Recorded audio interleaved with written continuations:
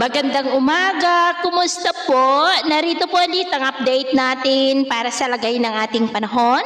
Ngayong umaga po ng December 10, 2024. Sa ngayon po ay nananatili na wala tayong binabantayan na anumang sama ng panahon sa loob at labas ng ating area of responsibility. Pero kahit na walang anumang sama ng panahon, ay makakaranas pa rin tayo ng mga pag-uulan sa ilang bahagi ng ating bansa dulot ng amihan dito sa malaking bahagi ng Luzon, shear line sa may Bicol region at easterly sa silangan ng Visayas at Mindanao. Pero bago po magpasko, base sa pinalabas ng Pag-asa na tropical cyclone threat potential for the next 2 weeks, ay may banta ulit ng sama ng panahon na maaaring mabuo sa silangan ng ating bansa at ang development niya ng ating babantayan kung matutuloy po o hindi.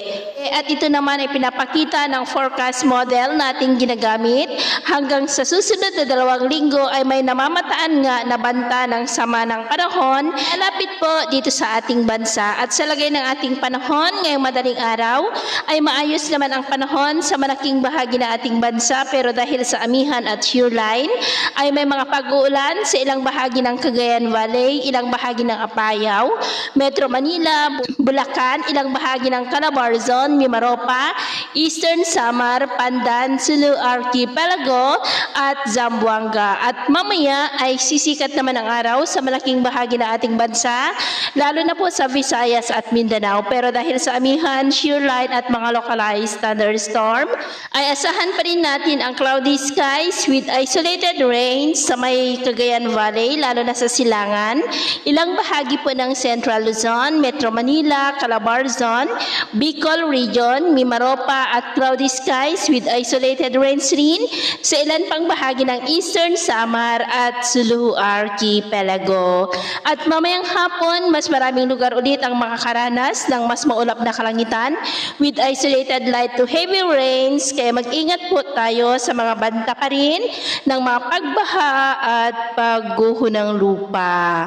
At sa atin naman pong mga baybayin, iwasan na muna natin ang papalaot sa kanlurang baybay ng Luzon mula Ilocos Norte hanggang Palawan, silangang baybay ng Luzon at Visayas, maging po sa baybay ng Cagayan, Babuyan Island Seaboard at Batanes Seaboard, dahil ang mga alon po dyan ay posible na aabot hanggang po sa 16 to 14 feet. Kaya hanggat maaari, ay iwasan na po muna natin ang papalaot dyan sa mga may kulay pula para mas makaiwas sa mga sakunang pangkaragatan. So, yun po muna ang latest update natin sa araw na ito.